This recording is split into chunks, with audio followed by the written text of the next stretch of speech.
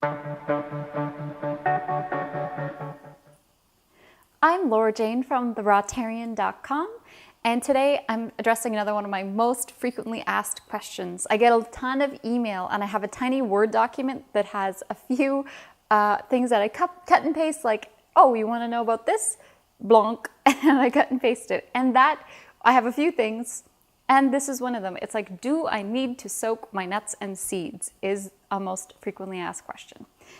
And the answer is, it depends.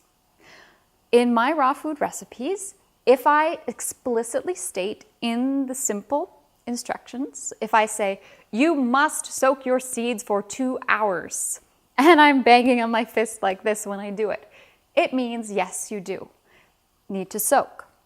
If I do not mention it, then you do not need to soak. Occasionally, it would be optional. Here's an example. I have a raw cheesecake recipe available at Rawtarian.com. It's one of my most popular recipes. And in that recipe, I specifically state for the cheesecake filling, I will say, if your blender is very crappy, like a $25 blender from Target, and it doesn't blend things very well, you may want to soak your nuts for half an hour to soften them. So that would be an occasional thing I might state as well. But let's take a step back and talk about the big picture of soaking your nuts. Some raw food gurus will say that you must always soak your nuts. And what you should do is come home, soak your nuts a few times, rinse them off, dehydrate all of your nuts, and then store them. And let's just say I don't agree with that. A, I think it's overly complicated. B, I'm a bit confused why you're soaking them to get rid of the enzyme inhibitors, and I'll talk about that in a second. But if you're going to soak them to make them more digestible and moist, then why are we dehydrating them to take all the water out as well? So it's a lot of steps for very little payoff. But one good reason that I do agree with about soaking your nuts in advance, and I'll talk about it with these beautiful walnuts that I have here today. I have 1 cup that's been soaking probably just for half an hour. And let's pretend I was going to make my raw walnut pate, which is a very tasty one, kind of like a savory spread to paste on cucumber rounds, things like that. So I might tell you to soak your nuts in that recipe. And one of the reasons we soak them, is because nuts and seeds are made to grow. They are amazing. They have a protective coating called an enzyme inhibitor that basically means that when they're sitting, just like this, that they aren't trying to grow. You know, they actually need water to start to sprout. And even if you've ever sprouted alfalfa seeds, you will know that in order to get them to sprout, you need to soak them and let them dry out a little bit, and soak them and let them dry out. And that is because there's a coating on the nuts or seeds called the enzyme inhibitor that means that until that coating is washed away, they're not going to grow. I know I'm rambling, but I will get to a point. So what I've done here is soak these seeds, nuts rather, for about half an hour, and that's probably about long enough to remove that protective coating.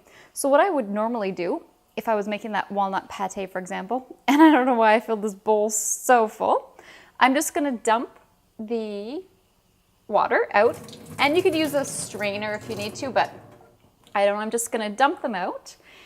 And I should have shown you the water, but the water was a little bit murky. It was a little bit tan in color because it's removing that enzyme inhibitor, and it actually comes out in the water. But then what you want to do again is just get them wet again and rinse again. And you know, I might do it, it's easy, quickly, just a couple of times. And then we could say that these nuts have been soaked, and probably the majority of that enzyme inhibitor coating has been removed, which is great because it's better for you if the enzyme inhibitor has been removed. But what it's also done, which is nice about soaking your nuts, is that it does make them easier to digest. So if you have a sensitive stomach and you do find nuts give you a bit of an upset stomach, then soaking can be a good idea. So that's how you soak. But again, how do you know when to soak and when not to soak? Generally, I don't soak. So these are dry walnuts. And an example here, I've just got a salad and I just threw some walnuts on it and I didn't bother soaking them. I certainly could have, because you could use these in the salad as well, but it depends on your level of commitment, your practicality. For example, I could tell you, you must only eat organic produce, 100%. That's all you should eat. Okay, that would be nice, that would be better. Sure, we should all eat 100% organic produce, but is that practical? Can you find organic produce in your area? Can you afford it for all of the fresh fruits and vegetables that you eat? I can't. So I think it's important to pick and choose your battles. So when it comes to my recipes at Rawtarian.com, I know that was a long answer. Really, just if I don't state that you need to do it, don't worry about it and don't soak. If I tell you that you must soak, I'm always very clear about it and I'll explain why. Sometimes you need to soak so that it's going to be easier to blend or process up. So yeah, so that was kind of a long-winded answer from me about whether or not to soak, and I hope that's been helpful for you. And again, really just choose something that's going to work for you. And for me in my life, to make sure that I could stay raw for probably almost 5 years, 4.5 years, was that I didn't put so much pressure on myself to be perfect. I decided, well, you know, I'm not going to soak all my seeds and then dehydrate them for 12 hours before eating because I don't have time for that.